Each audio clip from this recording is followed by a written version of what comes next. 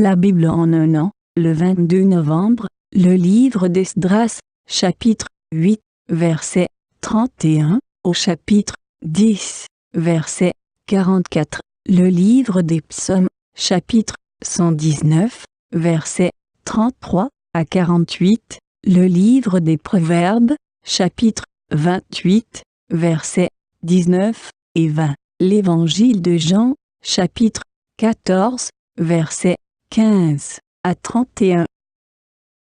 Esdras, chapitre 8.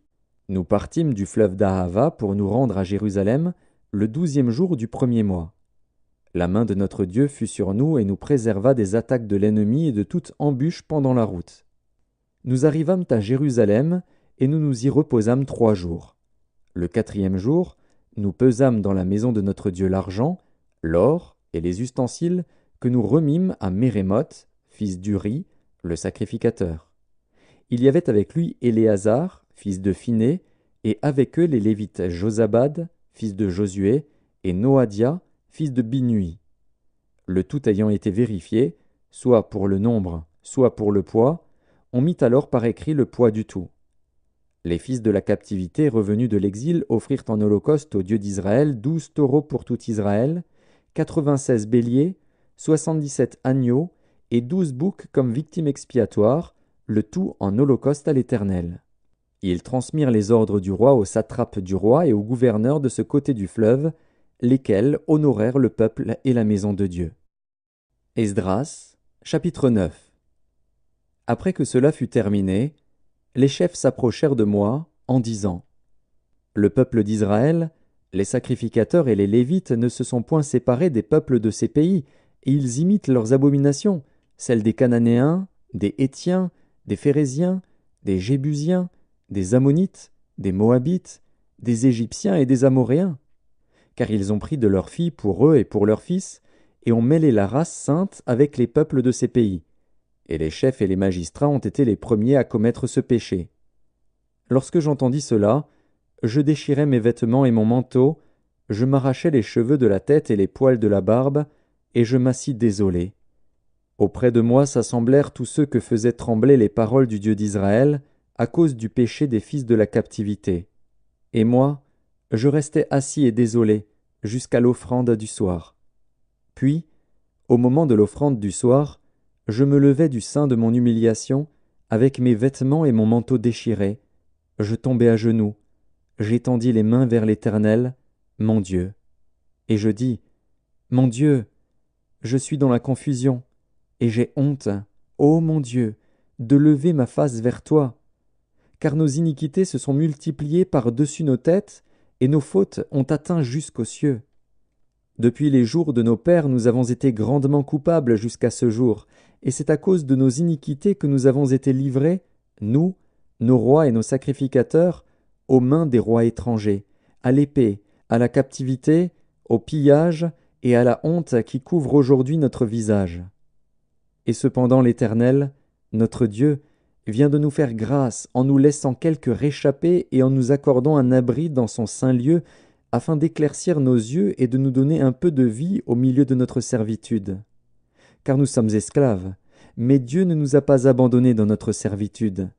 Il nous a rendus les objets de la bienveillance des rois de Perse, pour nous conserver la vie afin que nous puissions bâtir la maison de notre Dieu et en relever les ruines, et pour nous donner une retraite en Juda et à Jérusalem. Maintenant, que dirons-nous après cela, ô notre Dieu ? Car nous avons abandonné tes commandements, que tu nous avais prescrits par tes serviteurs les prophètes, en disant : Le pays dans lequel vous entrez pour le posséder est un pays souillé par les impuretés des peuples de ces contrées, par les abominations dont ils l'ont rempli d'un bout à l'autre avec leurs impuretés. Ne donnez donc point vos filles à leurs fils, et ne prenez point leurs filles pour vos fils, et n'ayez jamais souci ni de leur prospérité ni de leur bien-être, et ainsi vous deviendrez forts. Vous mangerez les meilleures productions du pays, et vous le laisserez pour toujours en héritage à vos fils. Après tout ce qui nous est arrivé à cause des mauvaises actions et des grandes fautes que nous avons commises, quoique tu ne nous aies pas, ô notre Dieu, punis en proportion de nos iniquités, et maintenant que tu nous as conservé ces réchappés, recommencerions-nous à violer tes commandements et à nous allier avec ces peuples abominables ? Ta colère n'éclaterait-elle pas encore contre nous jusqu'à nous détruire, sans laisser ni reste ni réchappé? Éternel, Dieu d'Israël, tu es juste, car nous sommes aujourd'hui un reste de réchappés.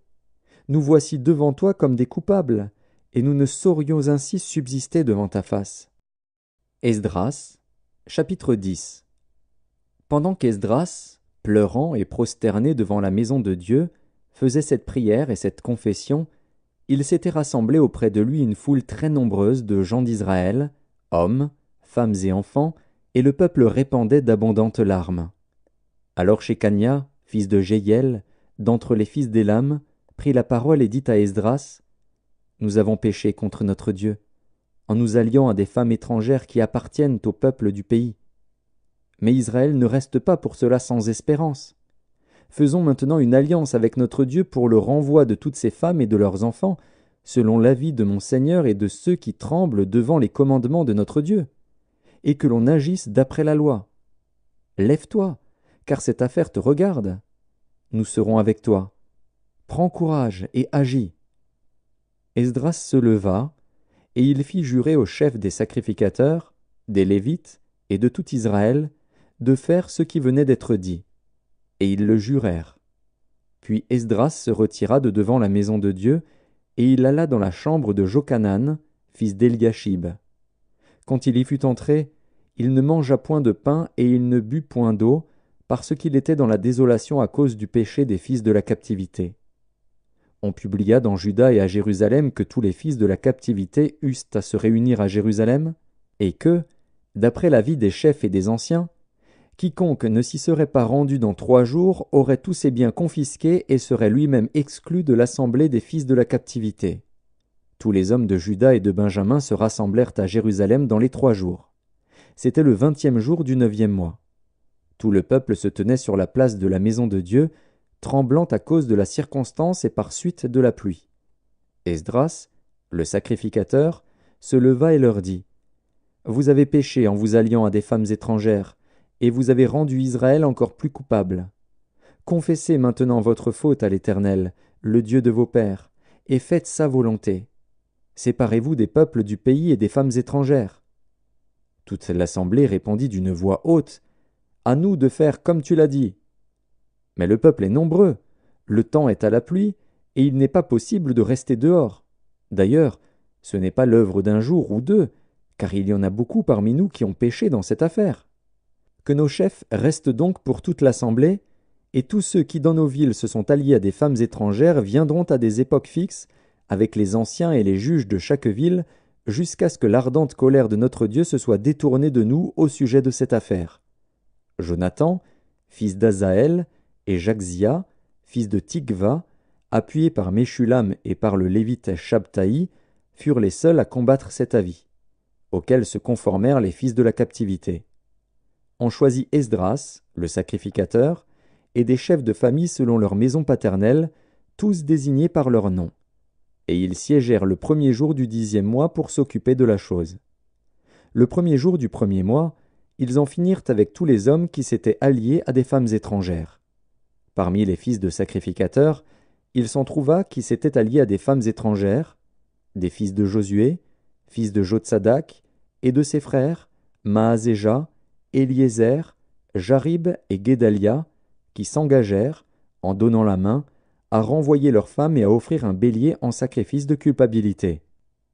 Des fils d'Immer, Anani et Zébadia, des fils de Harim, Maazéja, Éli, Shemaéja, Jéhiel et Osias, des fils de Pashur, Eljoénaï, Maazéja, Ismaël, Nethanil, Josabad et Éléasa.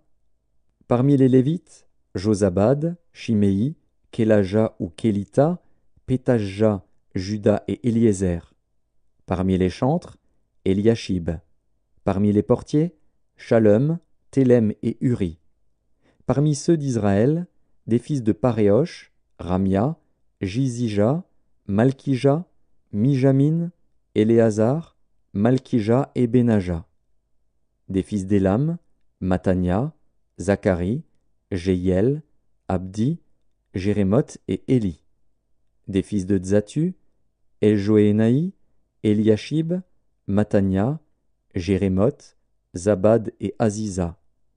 Des fils de Bébaï, Jokanan, Hanania, Zabaï et Atlaï. Des fils de Bani, Meshulam, Maluk, Adaja, Jashub, Shial et Ramoth. Des fils de Pachat-Moab, Adna, Kelal, Benaja, Maaseja, Matania, Betsalil, Binui et Manassé. Des fils de Harim, Eliezer, Jishija, Malkija, Shemaéja, Siméon, Benjamin, Maluk et Shemaria.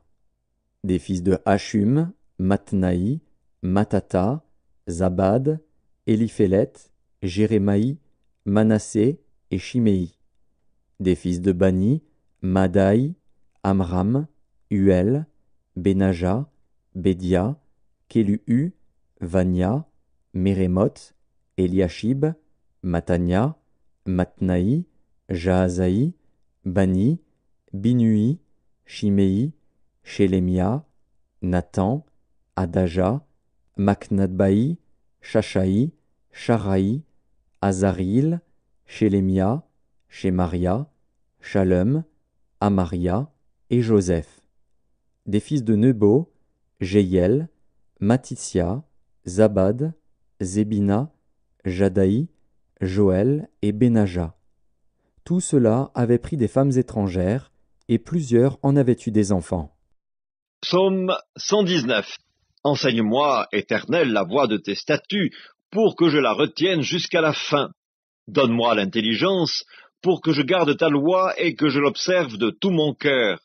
Conduis-moi dans le sentier de tes commandements, car je l'aime. Incline mon cœur vers tes préceptes, et non vers le gain. Détourne mes yeux de la vue des choses vaines, fais-moi vivre dans ta voie. Accomplis envers ton serviteur ta promesse, qui est pour ceux qui te craignent. Éloigne de moi l'opprobre que je redoute, car tes jugements sont pleins de bonté.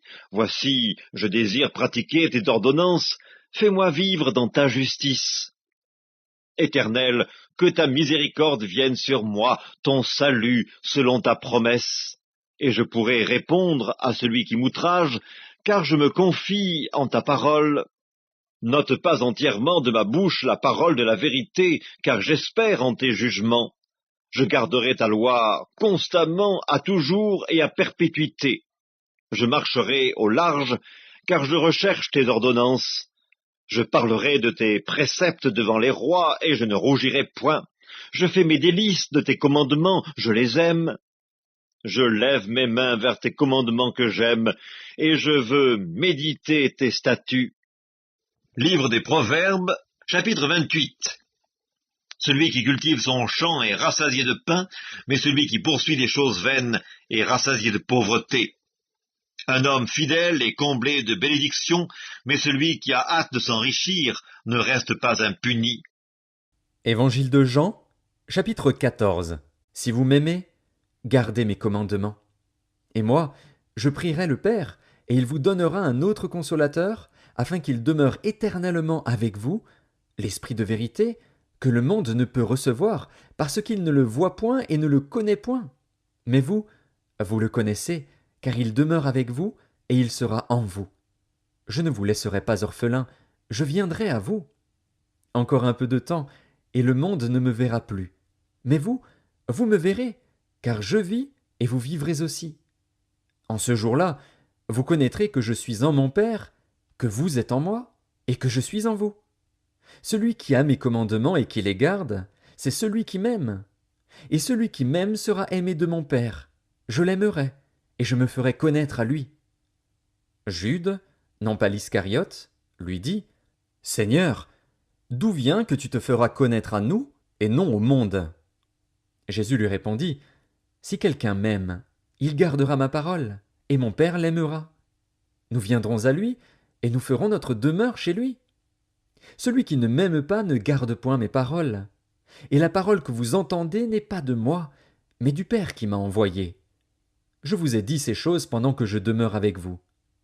Mais le Consolateur, l'Esprit Saint, que le Père enverra en mon nom, vous enseignera toutes choses et vous rappellera tout ce que je vous ai dit. Je vous laisse la paix, Je vous donne ma paix. Je ne vous donne pas comme le monde donne. Que votre cœur ne se trouble point et ne s'alarme point. Vous avez entendu que je vous ai dit, je m'en vais et je reviens vers vous. Si vous m'aimiez, vous vous réjouirez de ce que je vais au Père, car le Père est plus grand que moi. Et maintenant je vous ai dit ces choses avant qu'elles arrivent, afin que, lorsqu'elles arriveront, vous croyiez. Je ne parlerai plus guère avec vous, car le prince du monde vient. Il n'a rien en moi. Mais afin que le monde sache que j'aime le Père et que j'agis selon l'ordre que le Père m'a donné, levez-vous, partons d'ici.